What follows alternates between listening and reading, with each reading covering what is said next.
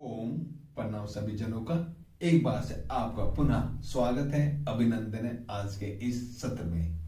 आज जिस उपनिषद की हम ऊपर चर्चा करेंगे वह उपनिषद अपने आप में काफी प्रख्यात और प्रसिद्ध है। जी हाँ, आज हम कठोर उपनिषद के ऊपर चर्चा करेंगे।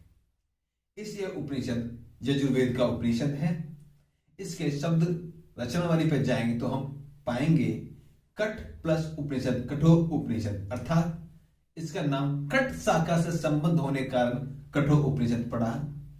इस उपनिषद में यम नचिकेता का बहुत ही सुंदर संवाद के माध्यम से ज्ञान की विषय में बताया गया है, ब्रह्म ज्ञान के विषय में। सर्वप्रथम इसमें 6 अध्याय हैं जिनको वल्ली के नाम से संबोधित किया गया है। वासुदेव नाम के बहुत अच्छे ऋषि हुए। उनके अंदर एक दिन मुक्ति की कामना प्रज्वलित हुई। उन्होंने निश्चय किया कि मैं अपनी संपूर्ण संपत्ति को दान करूंगा। उनकी उस संपूर्ण संपत्ति में गाय भी थी।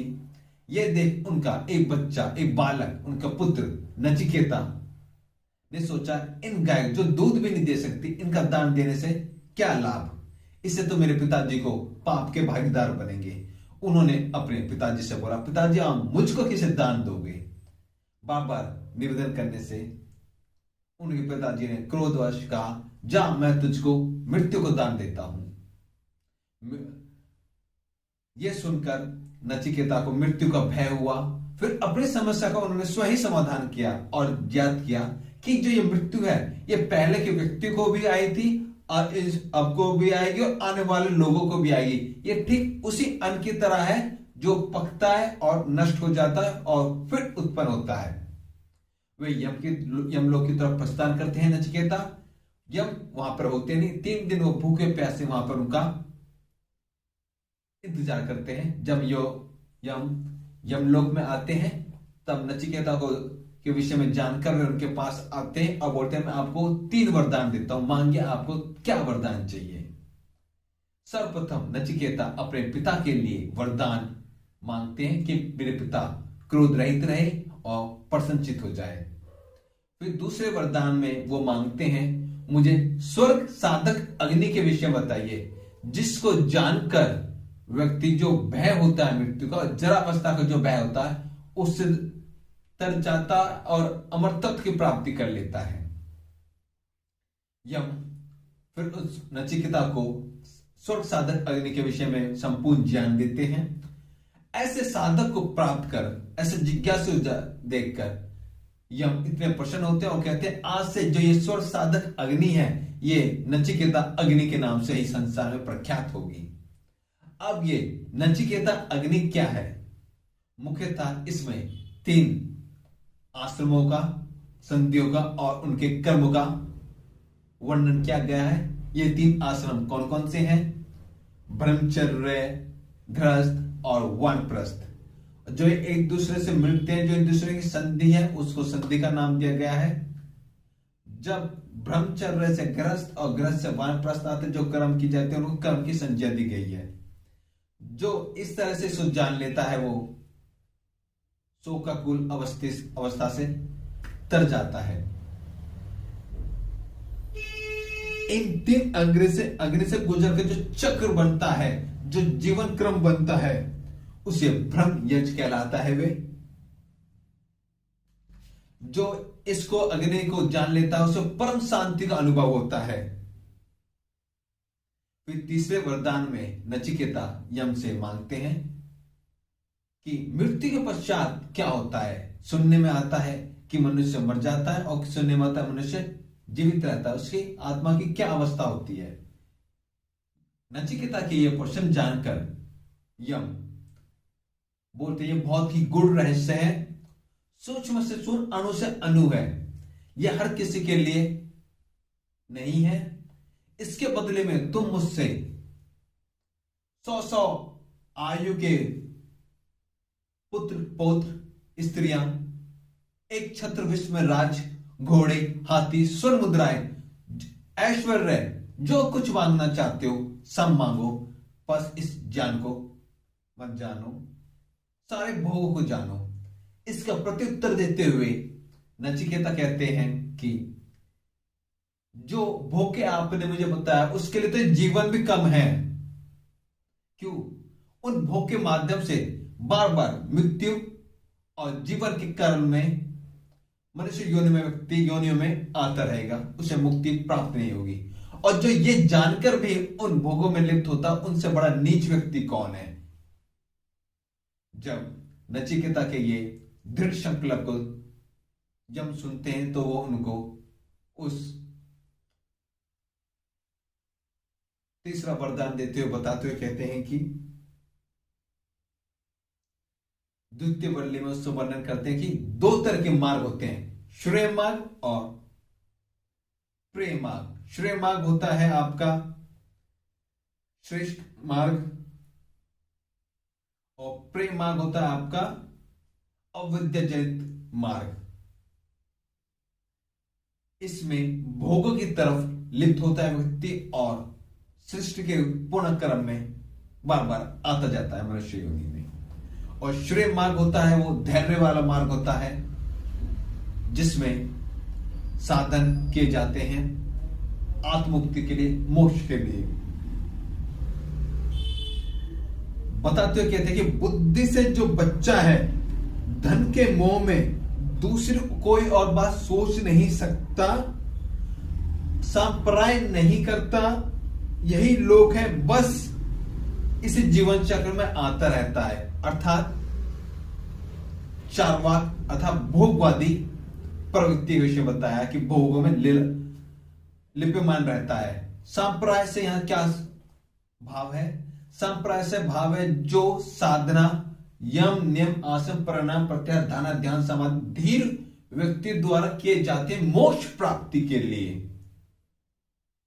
वे श्रेय मार्ग के अंतर्गत आते हैं। फिर आगे बताते हुए कहते हैं कि इसकी इंपॉर्टेंस क्या है, इसकी उपयोगिता क्या है, कि जो ये मार्ग है, जो ये ज्ञान है, बहुत लोगों को सुनने को नहीं मिलता। अब बहुत लोग जो इसे सुन लेते हैं वो इसे समझ नहीं सकते। इसको कहने वाला विरला है और इसे समझने वाला विरला है। ये अणु है, परमाणु, सूक्ष्म से सूक्ष्म ज्ञान है। ये इंद्रियों से इसे देखा नहीं जा सकता, तर्क में ये आता नहीं। अर्थात यह ईश्वर की चर्चा हो रही है, मोक्ष के मार्ग की चर्चा हो रही है। फिर कहते हैं धन संपत्ति अनित्य है, एक दिन मिट जाएंगे।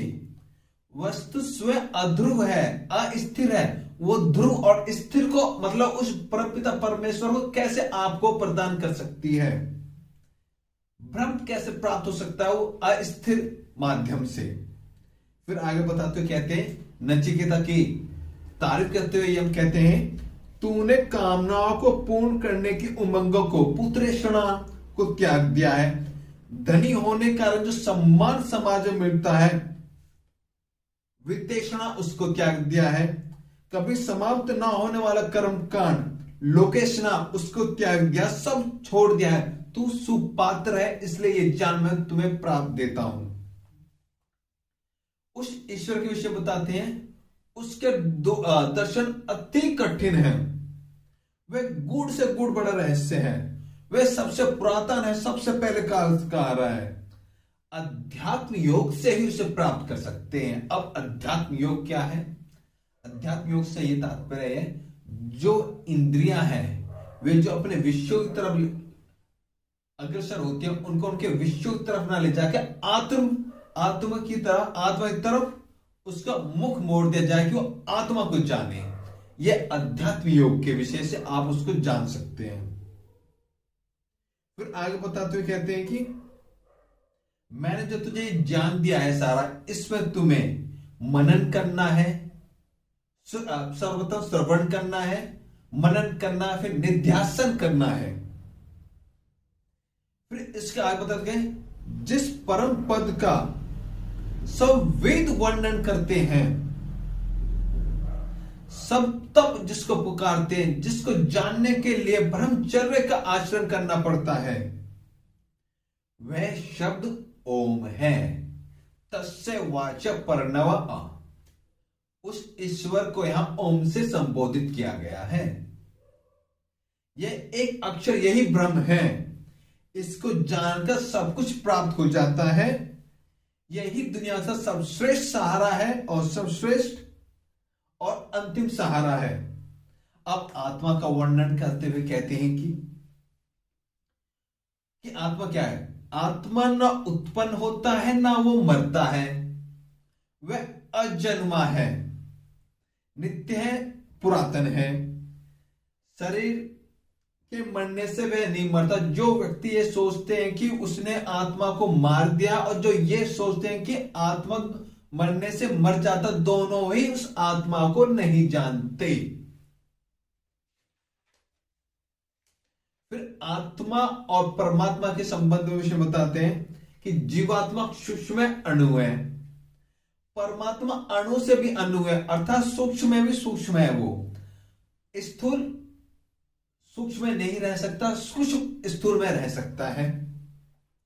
वो पहाड़ की गुफा में नहीं रहता, वो हृदय रूपी गुफा के अंदर स्थित है। कर्मों के जाल में दुनिया में फंसा हुआ व्यक्ति उसे देख नहीं सकता। प्रभु की कृपा से ही उसे जान पाते हैं। ईश्वर की विशिष्ट कृपा जिस पे होती है वही उसको जान पाता है। फिर उसके विशेष बता के थे, वो एक जगह आसीन है, एक जगह स्थिर होकर भी सर्वत्र व्याप्त है। एक जगह कहने का तात्पर्य यह कि जगह स्थिर छोड़ो, वो एक जगह सो रहा है तब भी वो सर्वत्र व्याप्त है। यहां सर्वव्याप्ति का गुण के विषय में उसके बताया गया है।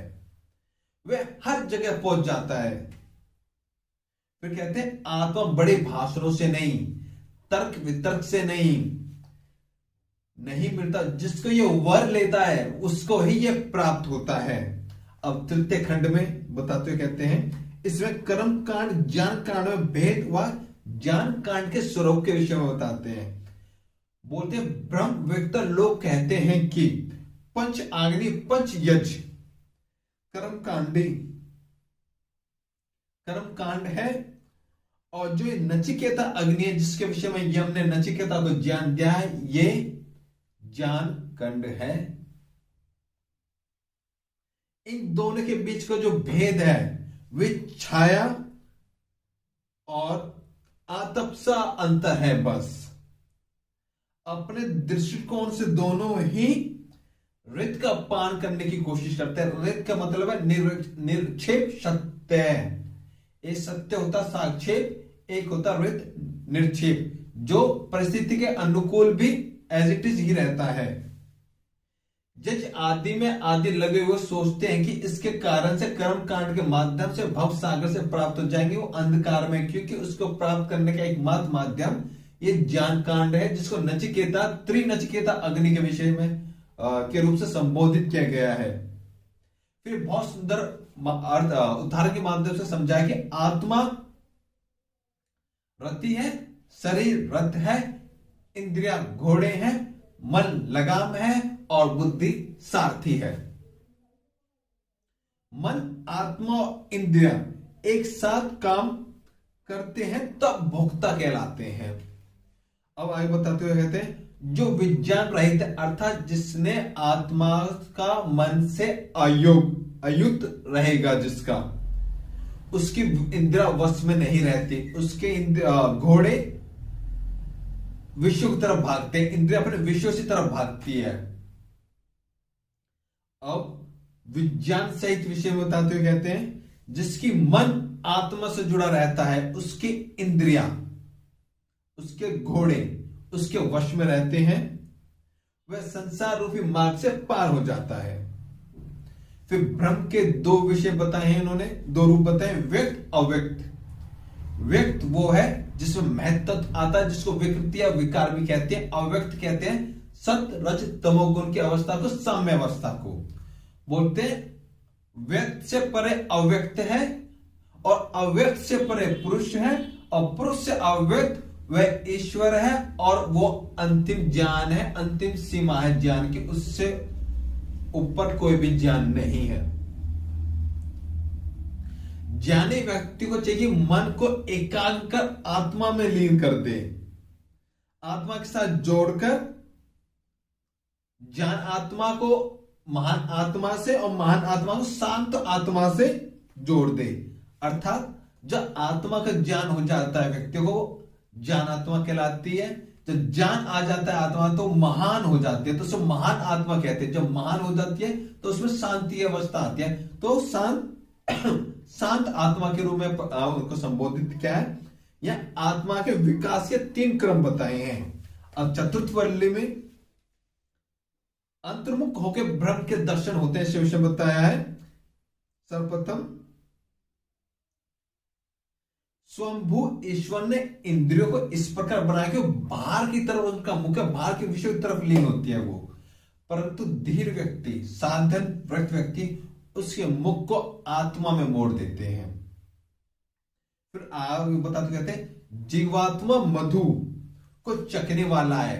जिस संसार जिस प्रकृति को वो समझता है वो मधु है, पर उसका जो अंतिम फल है वो कड़वाहट है। जबकि उस परमात्मा का जो फल है, जो मिठास है उसकी, वो उसको प्राप्त करने बाद और मिठास आती है उसमें, ये उसको ज्ञान हो जाता है। फिर आगे बताते हुए कहते हैं कि सृष्टि की रचना के विषय बताते हैं। सबसे पहले क्रिया होती है, जो उग्र क्रिया होती है उसको तब कहते हैं, तब के बाद वायु वे अवस्था आती है। वायु वे अवस्था में भी जीवात्मा तत्व नहीं रह सकते, तो आग्नेय अवस्था आती है, उसमें भी जीवात्मा तत्व नहीं रहता। तब जाके जलीय अवस्था आती है जिसमें जीवात्मा तत्व रहता है, रह सकता है। पर इन सभी अवस्थाओं से पहले भी ब्रह्म था, उसने ही इनकी रचना की है। बोले मन के द्वारा ही उस एक तत्व की प्राप्ति होती है, अर्थात उस ईश्वर की होती है। जो इंद्रियां ये अनेक है, इंद्रियों के माध्यम से हमें विभिन्नता अनेकताएं दिखती है। जो ये अनेकता है यही मृत्यु का कारण है। ये यथार्थ नहीं, एकता का दर्शन ही जीवन है, अनेकता का दर्शन मृत्यु है। फिर आत्मा के मध्य परमात्मा बैठा है, अर्थात अंगुष्ठमार्ग अंगूठे की तरह जैसे मुट्ठी के अंदर रखे थे, ऐसे परमात्मा वो वहां पर रहा है। बोलते इतना विशाल परमात्मा कैसे यहां रह सकता है? इसको उन्होंने भाव से समझाया, जैसे पिता की उंगली पकड़ने से पिता का संपूर्ण ज्ञान हो जाता है, ऐसे ईश्वर को यहां संबोधित बस इस भाव से क्या वो आपके हृदय में स्थित है। उसका इतना ज्ञान, छोटा ज्ञान होने से आप संपूर्ण ज्ञान उसका हो जाता है। फिर बताते जैसे पर्वत की चोटी से जो इस स्रोत के माध्यम से पानी नीचे की तरफ आता है, पर व्यक्ति विभिन्न मार्ग से पानी आता तो सोचते विभिन्न जगह से पानी आ रहा, परंतु उनका स्रोत एक ही होता जो ऊपर होता है। ऐसे इंद्रियों में बट जाने के कारण विभिन्नताएं नजर आती है, अनेकताएं नजर आती है। वास्तविकता में सत्यता में कोई विभिन्नताएं, कोई अनेकताएं नहीं होती। फिर पंचम वल्ली में बताते हुए कहते हैं कि जीव और ब्रह्म के स्वरूप के विषय बताते हैं कि साधु शरीर को एक ऐसी नगरी समझता है जिसमें 11 द्वार हैं, 2 आंख, 2 नाक, 2 कान, 1 मुख, 1 तालु, 1 नाभि, 1 मल त्याग करने की इंद्रिया, 1 मुक्तेंद्रिया। ये 11 द्वार है जिनके विषय की तरफ बाहर नहीं आत्मा शरीर छोड़ता है। जब आत्मा शरीर छोड़ता है वो शोक युक्त नहीं होता, जब इनके द्वार को आत्मा की तरफ मोड़ दिया जाता है। आत्मा का यही रूप है। फिर बताते हैं शरीर में 2 शक्तियां होती है, प्राण और अपान। प्राण का काम संचय है, अपान का विचय है। प्राण और अपान से कोई नहीं जी रहा, शरीर मनुष्य नहीं जी रहा, किसी और शक्ति के माध्यम से वह जी रहा है, मनुष्य जीता है। जिसपे प्राण और अपान दोनों शक्ति आश्रित है वह आत्मा है। यहां आत्मा के विषय बताया। फिर आगे बताते हुए कहते हैं कि मरने के बाद नचिकेता क्या गति होती है उसका मैं आपको तुम्हें बताता हूं। जिसका जैसा कर्म होता है, जैसा ज्ञान होता है, उसके अनुसार उसको योनि में जाकर शरीर धारण कर लेता है। अर्थात कर्मों के अनुसार आपको योनि प्राप्त होती है।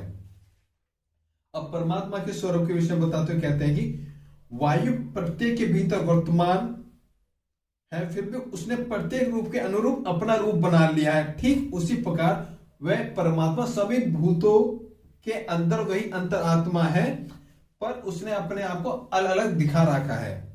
अग्नि प्रत्येक वस्तु के भीतर वर्तमान है, फिर भी उसने प्रत्येक रूप के अनुरूप अपने आप को बना लिया है।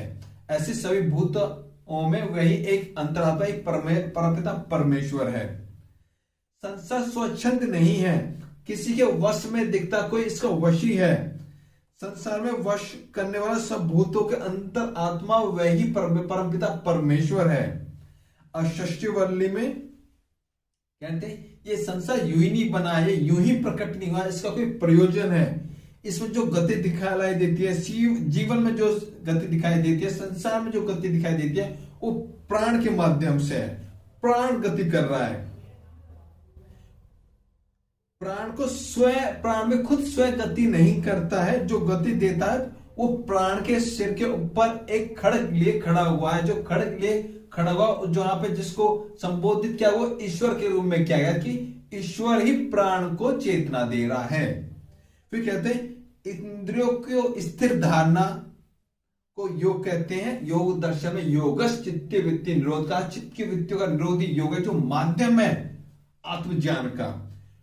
फिर आगे बताते कहते हैं शरीर के हृदय की सभी गांठें खुल जाती हैं, सभी टूट जाती है, तो मर्त्य अमृत हो जाता है और ये मरण धर्म अमर हो जाता है। ये शास्त्रों का उपदेश है। जो यम द्वारा नचिकेता को जो ये मोक्ष प्राप्ति का रास्ता बताया गया है, जो व्यक्ति विशेष इसका अनुसरण करता है वो भी नचिकेता की तरह अजर अमर हो जाता है और इस बंधन से छूट जाता है। आज